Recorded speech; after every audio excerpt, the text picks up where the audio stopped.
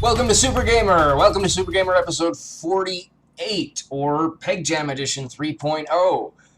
This is a video for Winnipeg's Game Jam PegJam.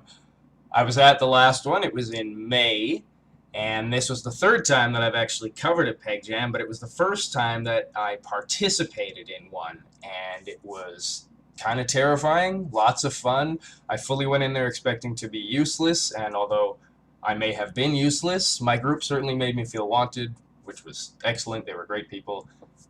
Tons of fun, great event. But anyway, while I was participating, I went around, I talked to a few of the jammers, asked about their games, and now that's what I'm going to show you. So without further ado, on with the show! Still have it open. I don't even. Okay. It's called Backstabbing Bunny, and basically it's a race game where you have this track with all these obstacles, and when you start, you get to set up booby traps in the race so that you and your opponent can go through and you can like set them off on each other. When you're racing, you can set them off or you can push them into them. And the point is just to get to the end, but to also screw your friend over as much as you can. It's hard to show the Oculus in full form, but you can kind of see where you look with the Oculus is where you'll look things underneath, and you can shoot with the guns, and that's the bigger gun. Right now you're seeing the debug stuff, so this is the pathfinding for the different units that are coming to attack you. So the main goal would be to attack these guys and destroy them and get a higher score. So the way this game works is called Crack and Hole All the Gold in the World. The concept is that it's like a four-player party kind of game about deception.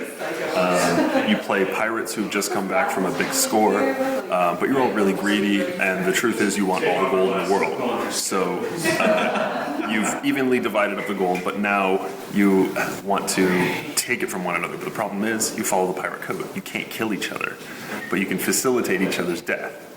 Well, the idea is, I guess, based on 80s TV shows like Knight Rider and Miami Vice.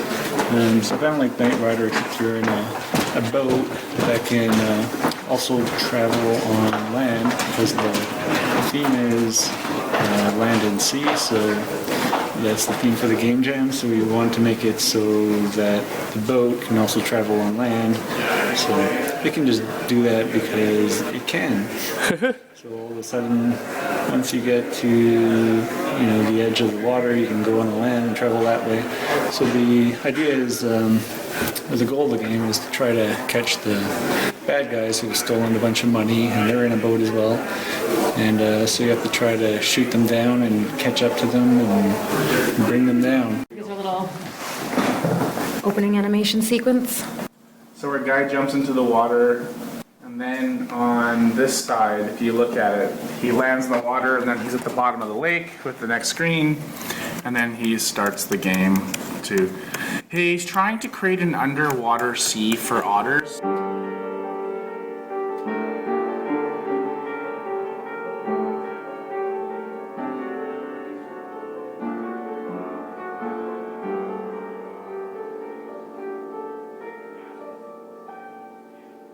Game where you build a fleet of ships and try to eliminate the other player.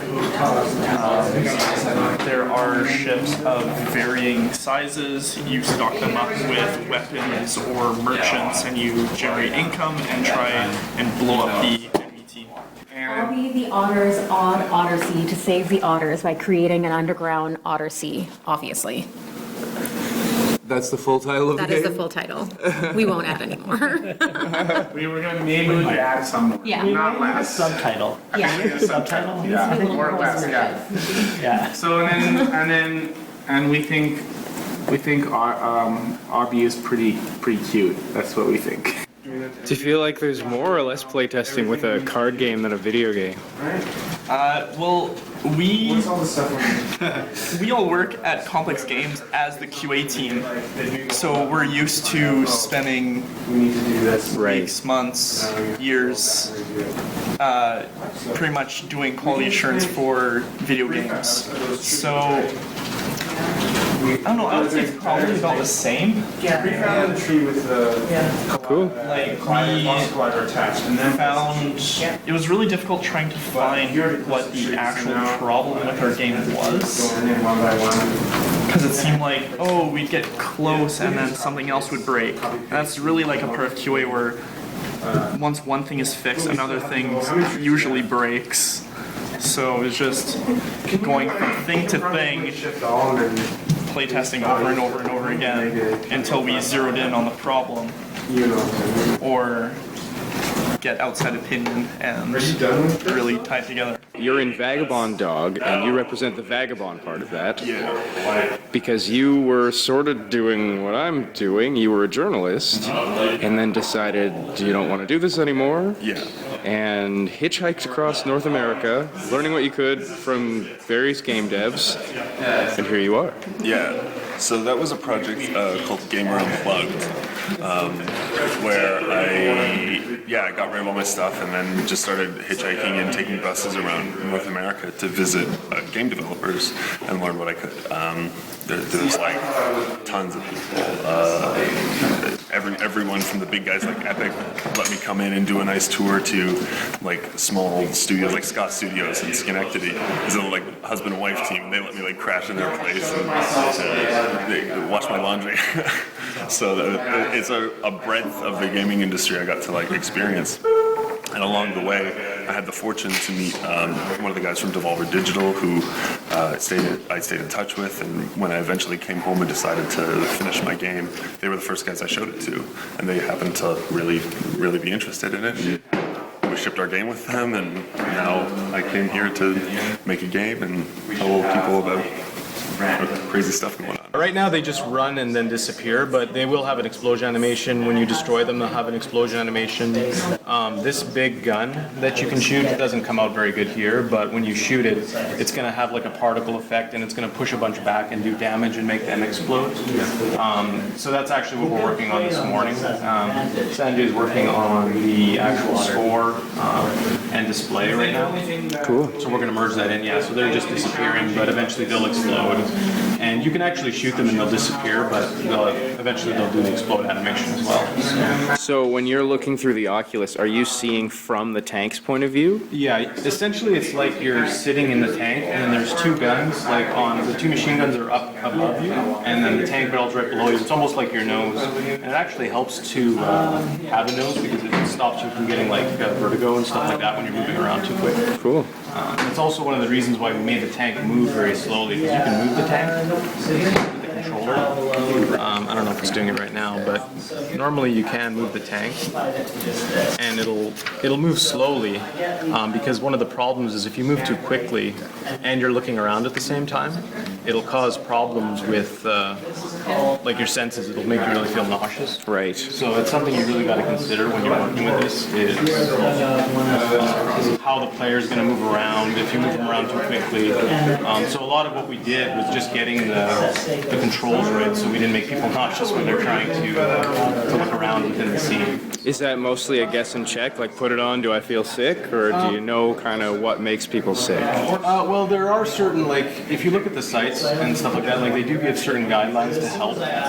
They say, like, don't go too fast in certain ways. Like, they'll make them go more than 1.4 meters per second, I think, because that really disorients people. But there's lots of schools of thought on it, and it's new technology. Like, I didn't even know about it before the jam. Like, they just wanted to try it. So the first day I spent just trying to get it to work on my laptop, it didn't. So I ended up having to bring this, and we got it working. So we spent most of yesterday getting the mechanics down. And then just people here actually were really helpful in telling us different ways to integrate and change the mechanics so they didn't feel like really weird and make you sick.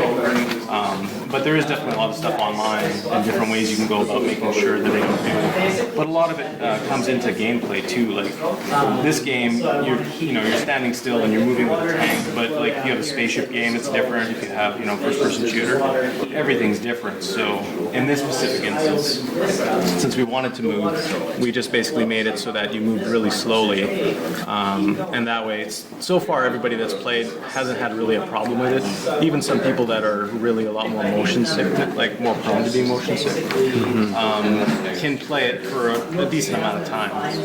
So it actually came out really well, considering it's our first attempt at it.